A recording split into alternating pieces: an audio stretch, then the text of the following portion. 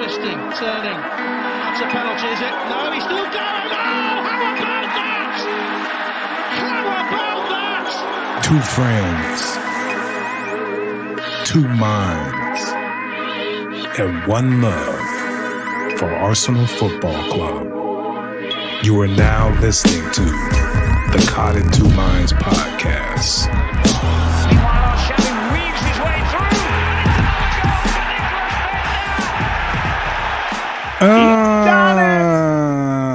He's done it. What's up, everybody? Welcome to the podcast, Caught in Two Minds. I'm me, Marshall, and that man sitting to my left has been up since 4 a.m. to watch a football match. Dedication. Fitty Mac, a.k.a. Aguna Rush. Fitz, what's going on, big dog? Hey, what's up, man? Another beautiful day. Yeah, in the Bay or Just in general? You know, Yeah. I mean, Yes. the Tremendous. the feelings, you know. Yeah. You know, I got some pontification of the All highest right. regard today. All right. You Well, know? let's get right to it. Arsenal against Leicester City. They win the game 3-1. You know, what'd you think about the lineups, Fitz? Any, You know, now that we're in that like Europa Thursday, Sunday. Yeah. But we do have a full week off now. Yes. So I wasn't sure how he was going to go at it, you know.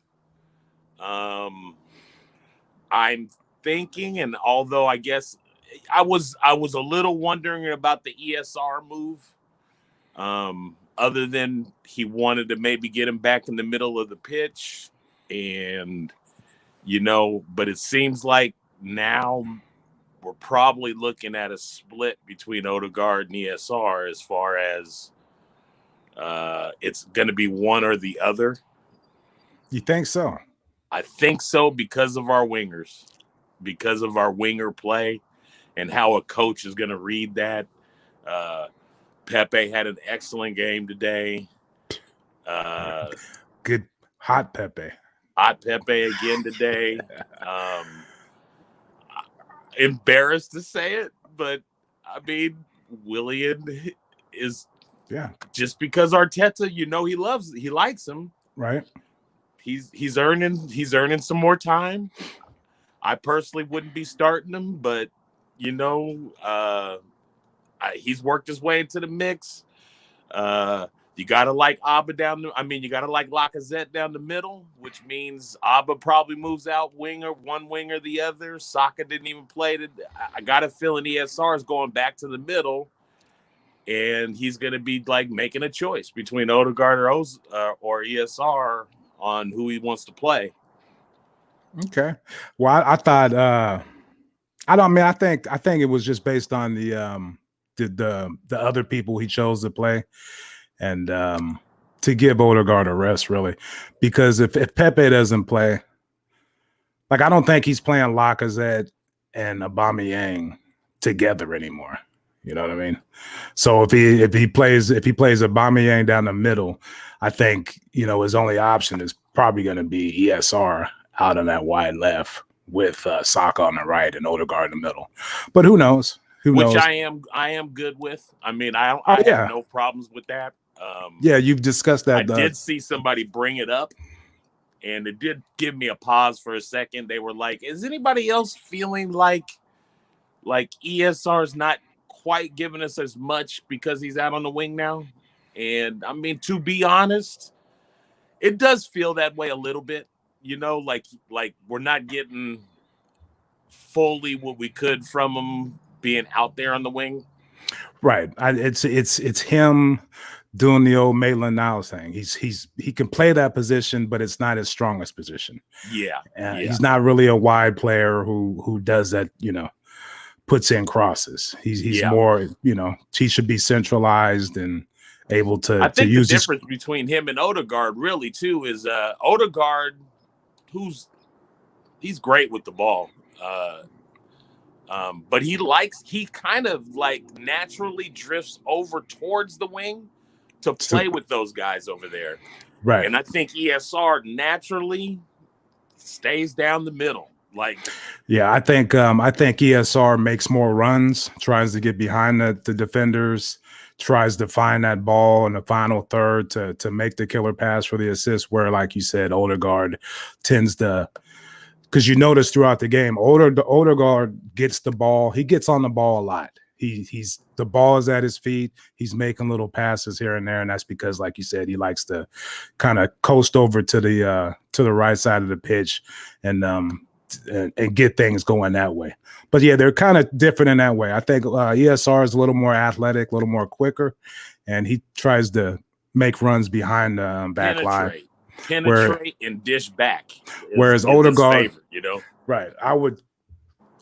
To me, Odegaard's style of play is more Cesc Fabregas. Like he's trying to be a maestro out there and control shit.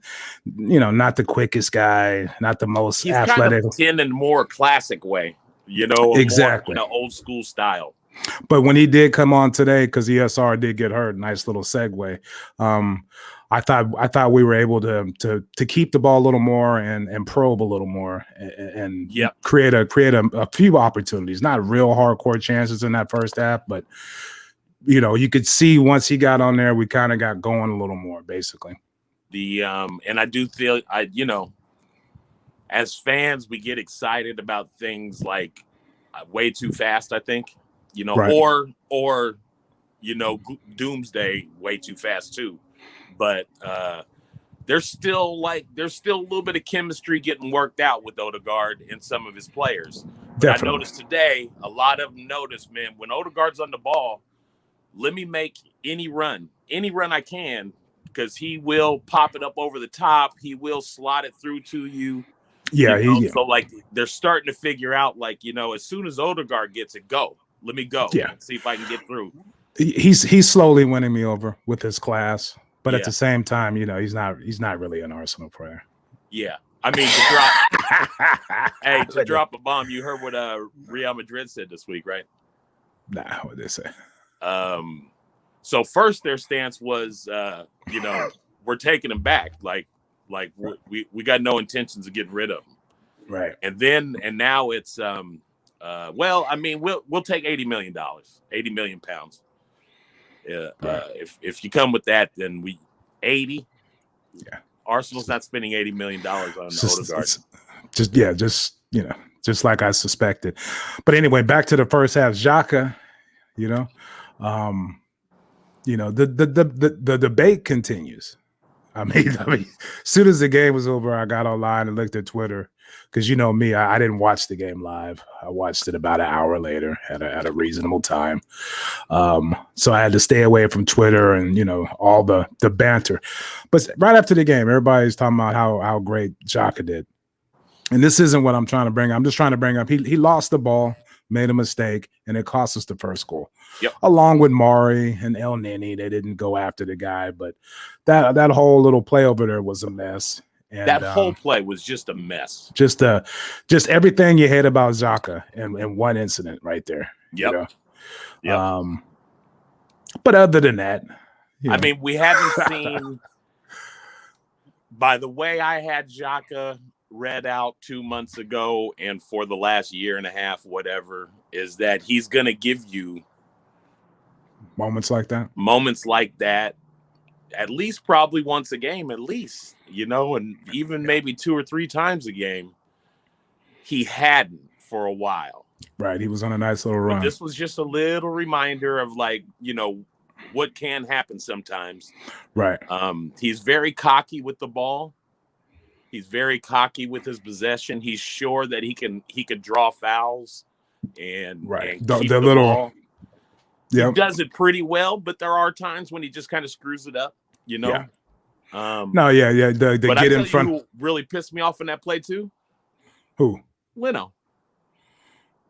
It's something we've talked about. Reactions are great. Yeah. He was off his line, dude. Yeah. He was playing past the near post. He was outside of the near post when that ball got struck. He makes and it it was easy. like, man, you made it really easy to just slot that in there, man. He makes it easy. But yeah, so I mean, that was, that was everything you hate about Xhaka rolled up in one play. Just lackadaisical, loses the ball. But we giggle and we laugh today because we won. But there's another situation where we don't even get past the first 15 minutes of a match, and we've already given up a goal. And a goal, we completely avoidable, and we do that a lot. And those are the little things where it's like, come on, let's have the team ready to play. I know it's an early kickoff, you just getting back from whatever, from Europa League match or whatever, but come on, let's have the team ready to go. But they bounce back. Like you said a few weeks ago, it's a blessing in disguise sometimes when we give up a goal early, because our whole thing is we come out the gate slow. We wait, but when we give up that early goal, we're kind of forced to come out and get going. Play with a little more urgency. Yeah. So, and it's hard to pass judgment on the team because it's only the first 15 minutes. But I think I visibly saw a little more urgency immediately after that. Like, even with like Pepe, he may not even touch the ball in the first 15, but all of a sudden he kind of started pressing a little harder. Right. Trying to get a little more involved into the match. he's a strange player because you could see the ability, but you just I want him to play like Saka. It's so funny. Like, do what Saka does. Yeah. And it's just like they're just a little different. You know what I mean? Yeah. Or maybe Saka is just his turn of pace, his quickness is way more than Pepe's, because I don't know. It's weird, but he really got going, and the whole team did. We started to control the possession and dictate the game. Hey, matter of fact, I tell you what, this is a nice little segue to what I really had to say about this game. Go ahead. So everybody is talking about priorities, and I'm the same. Europa is our priority, but we can't lollygag around on Premier League either, though. Oh no. Like, I mean, Europa's a dream that we're going to win it. Like, we got to do things, got to fall right, and we got to get right. I mean, it's the toughest, one of the toughest titles to win in football. Yeah, is the Europa League. It's a grueling, hard cup to win because the teams are so spread out all over Europe. It's not like you're just traveling to Spain to England. Right. Like, so to bank on that or be like, oh, yeah, we got to put all our eggs in Europa. Yeah, we do. But it's in the meantime, we got to get 7th at least, man. I mean, this, we got to get up to 7th at least. And we still got work to do to get there. We're still like 4 points off or something. Yeah, it's highly congested. I mean, you have to yeah. So I mean, I think 7th is the priority. Europa League is the dream. You know what I mean? Yeah. Pretty much. Like, I think people's minds get switched a little bit, but the importance of this game was huge. Yeah. This is huge. Now we get a week off after playing back-to-backs every 4 days. We were playing. We got through there. We won our leg against Benfica. This was the last kind of like big challenge, and I say don't take it light because it's Leicester City, and Leicester City has been a pain in our ass for a long time, and they're at 2nd place going into the game, or 3rd or something. They would have moved up to 2nd if they beat us, so it's a big game for them too. And for them to score on us right away, it was doom and gloom. This right now, fans, is where Mikel Arteta has to prove he's the coach for this squad. I'm not saying like, oh, if he loses right here, then you need to get rid of him. But it's going to tell you about how he has his team set up, how they listen to him, how they respond to being a goal down. Right. Like, that's twice now in a row that they've responded the way we needed them to respond and get a win. And Right. Arteta, I feel like, has finally settled in as he is our coach. Stop with the should he stay or should he go? Leave him alone. Let him work with this team. He's got Willian playing. He's got Pepe playing. Right. Xhaka has turned a corner on who he is out there. Mm-hmm. You know, his only delusional problem is Bellerin. You know, that's the only one. And Cedric playing today, along with Tyranny, gave us a little more balance, and there was no real, scary moments of us, any one of those guys getting caught out with the Leicester counter. So yeah, those are all good points, especially the ones about Arteta. This is the last stretch, to prove, not that get fired or keep your job, just to prove, do you have the chutzpah to be an Arsenal manager, right? To get us system. Do your players understand the system? Yeah. Do they have any fight in them? Yeah. Can all the communication and all the the tactics everybody praise you for, can you get that across to your team on a consistent basis so we can challenge for a Europa League spot, which okay, that that's not what we want, but right now at this stage in the season, that's what we need, and a good solid cup run in Europe, and hopefully a lot of the young players can continue to play in Europa League and get that experience, so that moving forward we can build upon this, and with good aspirations going into next year, because those are all good points, because we got to get 7th. Yeah, just to have a little self-respect, what I mean?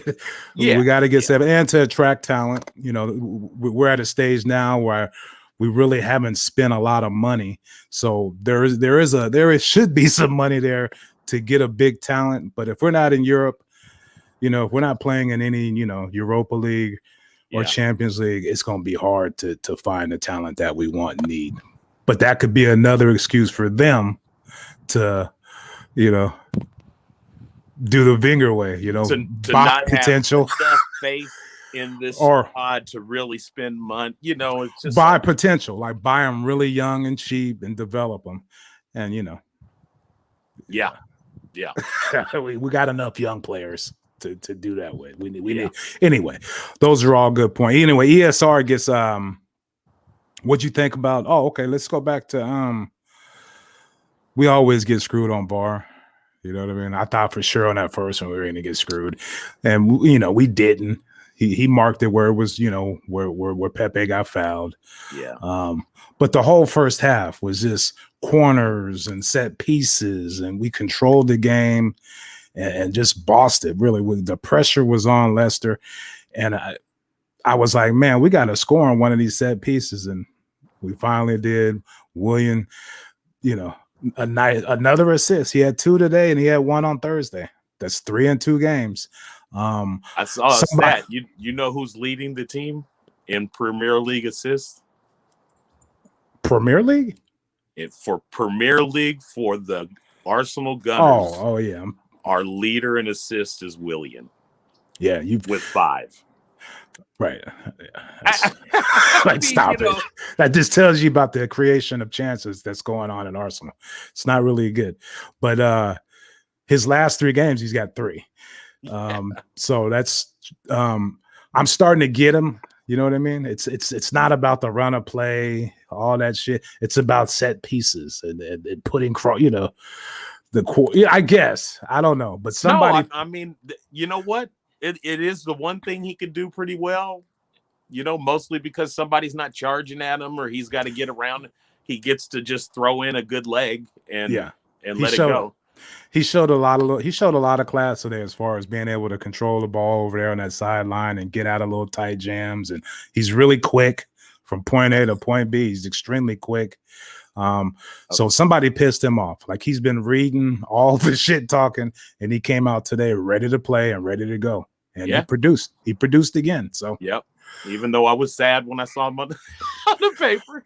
That was my when I saw him out there, I just went, "Come on, man! I thought we already talked about this." Yeah, like right. Off the bench, if anything. You know? It was really strange, but for him to be able to come in today and give Saka a breather, Saka got the whole game off, and like we talked about, he looked a little knackered on Thursday. Yeah, and he's still looking like a superstar out there. But anyway, hey, sitting in the stands, Saka. Yeah, he's a maturing 19-year-old kid. He's like 28. When they showed a picture of him, yeah, he knew he wasn't playing. Hair wasn't combed. had eye boogers in his eye. Was just chilling. Was like I got the day off, man. I'm not going into that. Yeah, I'm not going into that. Well, that's awesome. So yeah, the first half. What else happened? ESR got hurt. First goal was the Brazilian connection. Willian to Luis. Hey, you know what? I don't know why I'm so praising and probably because of a couple good victories, but I'm gonna tell you what, man. Luis he's a unique center back that can do a lot of things that center backs don't do. You know, he's not always the best at it necessarily, but if you got to give it a shot, like that header right there, I don't know. I can't even name any center backs in the league that probably even can put that on target. It was low, diving, and when you see the replay, he set his head up and he put it where he wanted it. And it's like, you know, like dude, he's a unique talent, man. Yeah, he's. I mean, you know, you could see the class is there. Like he just does weird shit every now and then. Where you're like, every now and then he turns into Sideshow Bob, and you're like, oh wow, that was a strange decision, you know. But yeah, penalty on Ndidi, clearly a penalty. You know, I don't know what the fuss was about. The announcers, you know, oh gosh, I don't know, but yeah. I mean, they fooled me at first. I first thought it looked like it wasn't. They were calling it on the other guy. I can't remember who that was, but it didn't look like that guy touched him. But then when you look at Ndidi tripped. No, I was talking about the handball. Oh, the handball. Yes. Because the other one, it was right outside the box that he fouled Pepe. They got that one right. And then the handball, it was his hand was in the box. He was still outside his body was, but his hand was, and it was raised. It's such a trip how long it takes him to like, all right, we'll stop playing now and take a look at it. That was going to be my next point. They got to get that figured out. You know what I mean? Or somebody in the booth or the VAR guy watching should tell the guy, hey, have him put the ball out of play. It's a penalty, or go look at it. It's going to be a penalty. You know, help him out, be a little proactive, because it did take a long time for the play to stop, for the ball to get out of bounds. And they launched a break down the field. They were trying to go. Honestly. I was worried that we weren't going to get the penalty, but you know, they went, they went, checked it out. Yeah, clearly it was. And Laka, man, he slotted that home nice. You know me, I can't watch, but I saw the instant replay. He, you know, beautiful penalty. Yeah, you know, beautiful. I don't know what else to say about it. Odegaard just came on. For some reason, I was thinking, watch, they're gonna give it to Odegaard. But no, it was Laka. Laka all day. So anyway, yeah, we it was 1-1 going into the Laka put that away. No, 2-1. 2-1 right before the half. Right before the half. So we go into halftime. I'm thinking he's got I'm thinking we're controlling the game. Everything looks great. I don't think there's any need for any changes. This is the type of game, or excuse me, the way we played is how we usually beat teams like Leicester. Is what I felt like. This is how Arsenal plays against these teams. We just, our class comes to the, rises to the top, and we just put them away. Even though they scored the goal, it just, and to go back to what you said about Arteta, it looks like Well, I don't want to jump the gun, but it looks like the players that his messages are getting across. Like we're controlling games again. It seems like, Yeah. I think probably a good, nice little page out of Pep's book. Although all the teams are doing it, but if you're playing it out of the back, positioning is so important, and rotating to the spots is very important. So, I get you get a little nervous when they're playing. They're playing out of the back so far that they're near the baseline. Like they're all, slotting sideways passes to the corner and stuff. But because the spacing's good, you don't even have to think about the next pass. Like they know, Cedric's coming back towards me to give it to him, but I also have the guy right past him because as he's running back, he's almost always open. They got it figured out. Like right. It seems like they do lately or recently. But what's the trip about this game is I don't remember us having too many incidences when we were having to play it out from the back. Like that's how much we controlled the game. Yeah. You know what I mean? They barely got goal kicks. Yeah. You know what I mean? Yeah. We barely got goal kicks to actually play it out from the back. It was one of those games. I don't know, but maybe I'm missing some. When you play Leicester City, you're constantly looking for Vardy. They play like that, right? They try to catch us. They're always going to try to catch you with Vardy running down the side, and it just kind of didn't happen. I mean, I think I remember once. No, we controlled them, and that's huge because the history is he scores a lot of goals against Arsenal, but we controlled him very well today. And I was going to give Mario a shout out because he did kind of make the mistake early by not going after that guy. But he was trying to mark Vardy. You know what I mean? Like he was staying with Vardy on that play. But once they scored that goal, the defense, the organization, everybody got their shit together. Yeah. But Leicester played right into our hands, really, to how I think we want to play. We want to control the ball like Pep in Barcelona, keep the ball and just keep probing until you get those goals.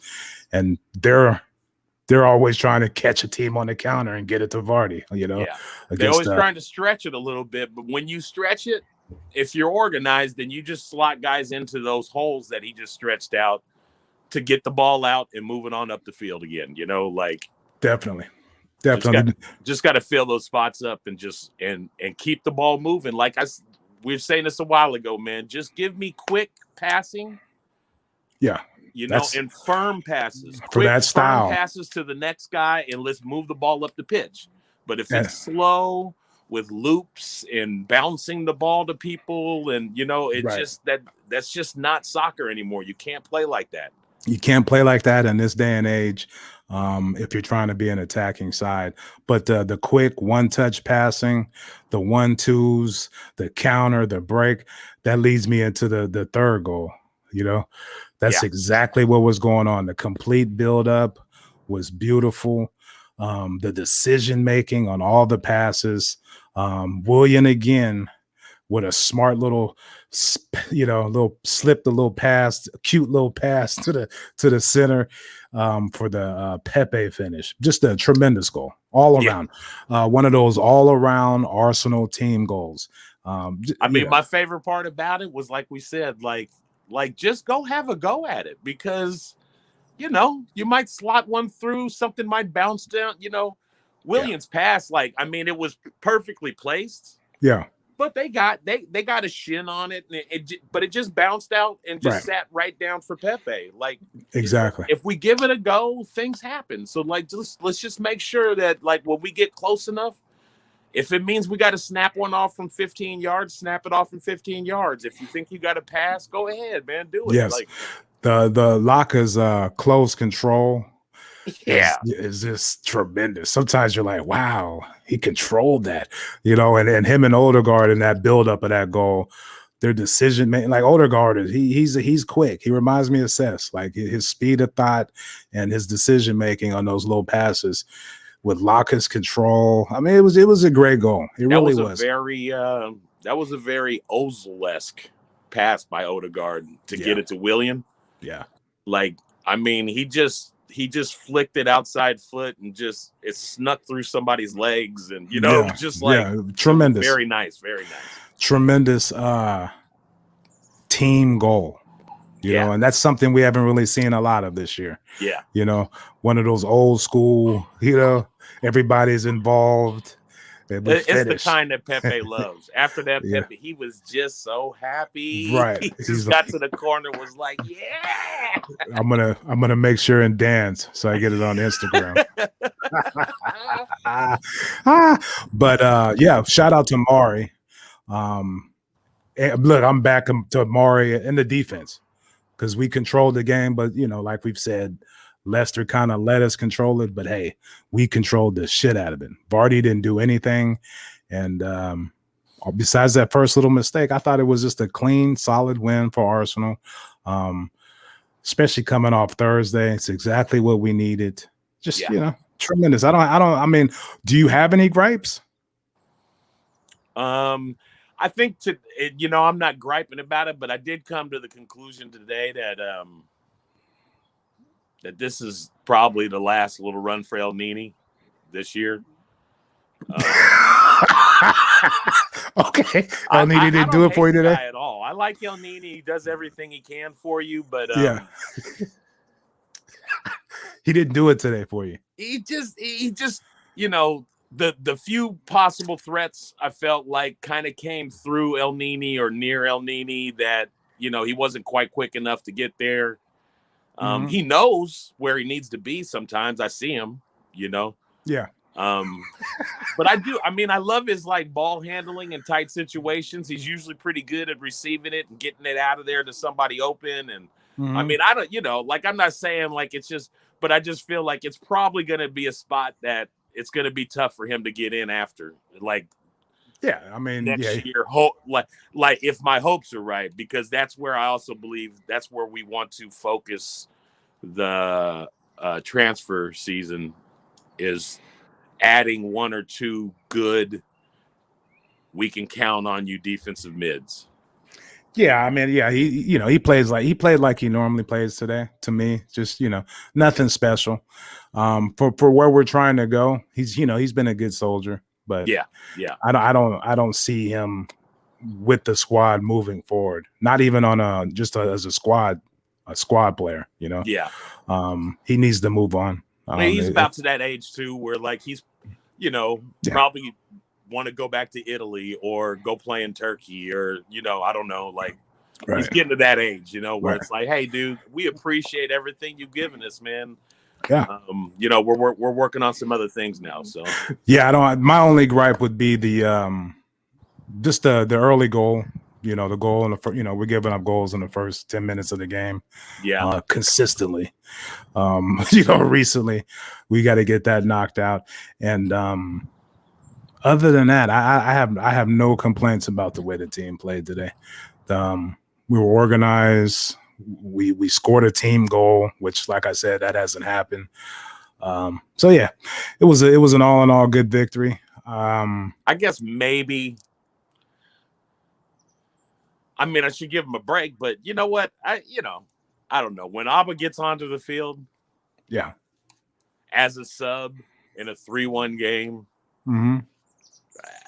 he's probably not. I'm probably not even going to bring him on. I bring somebody else on just because. He got out there and 5, 7, 8 minutes.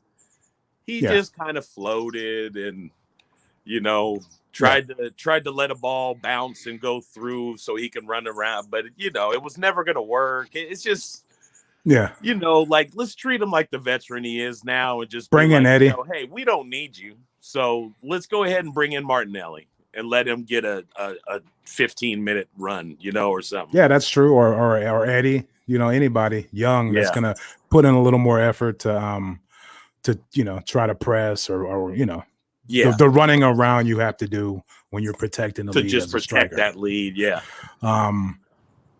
So when you watch Laka play, then you watch Aubameyang play, it's like night and day. Laka didn't score any goals today, but Laka was doing shit. Working. You know, doing shit. 1-2s in the middle of the pitch, running around, controlling the ball, playing with his back to a defender and holding up play. Like, he's putting in work for the team. And Aubameyang is basically a Ferrari. I just come in and score goals on occasion. You know, other than that, give me a break. But so yeah, we got no midweek game. Let's see.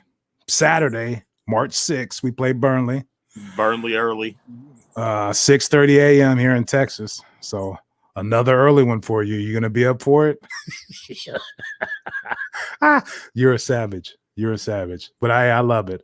I love it. I used to wake up like that and watch the early games, but I changed some habits in my life, and it's just it's not as fun. I mean, I always leave it as a flex start. Like, you know, if I don't get up, right. But as soon as I kind of open my eye and I think, oh, it's game day, like, that's it. I get up. Like, Twitter needs to invent like a spoiler alert button, you know, for tweets. That's the only reason why I would consider, because I can't get on Twitter or fool around with anything until after I watch the game. But anyway, and then we got Olympiacos. You know, we draw them again. This is a perfect opportunity to get a little revenge for everybody. And you know, things are moving up. And right after that, Spuds. Yeah. Derby huge game. Time. Huge North London derby. They're going to need it bad. We're going to need it bad. They just won today to go back on top of us. So yeah, that'll be a huge game. Yeah, depending on what happens against Burnley. The gangly Welchman, he's starting to play. He's starting to. he's starting to look comfortable. Mourinho looks like he's got all the confidence in the world in him now. Yeah, I mean, it's about time. You know, how long, man? Yeah. Anyway, that whole, you know, why would you bring Mourinho to your team? You know, especially if you got a young budding super talent like Dele Alli. You know, I know, he ruins those guys. Hey, he hasn't even looked at Dele Alli. When he was with Chelsea, De Bruyne, you can get the fuck out of here. You're not good enough. What? And so on and so on. There's a list. I'm sure somebody on Twitter is going to bring it up of all the young superstars that he has tried to destroy, dude. I mean, how about to get rid of Lukaku and then bring him back? Twice, I think, when he was with Man United.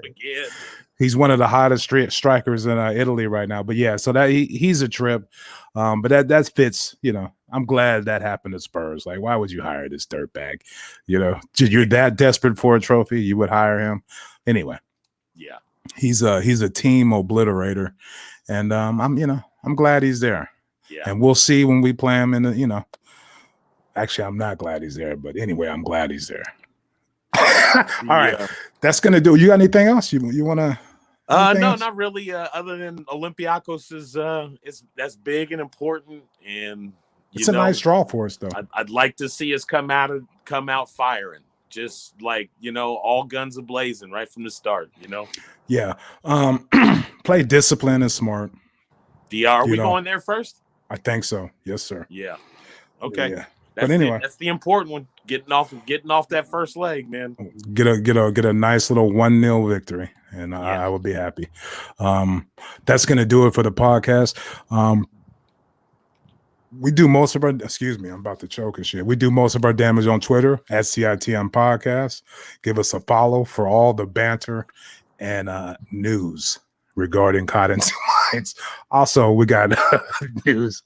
Also, we got a link tree. So you can all the ways you can listen and watch the show. Just go to at CITM Podcast. Speedy's at Guna Rush. I'm at E Marshall. We also got a YouTube channel, Cotton Two Minds. Hey, go check it out. Listen, you can watch. If you want to watch us, you know, you can laugh. You know, give us a watch. You can see Fiddy's beautiful backyard. He's out in the Oakland Hills, just chilling. There's deers and, you know, all kind of shit. Growing. All kind of shit.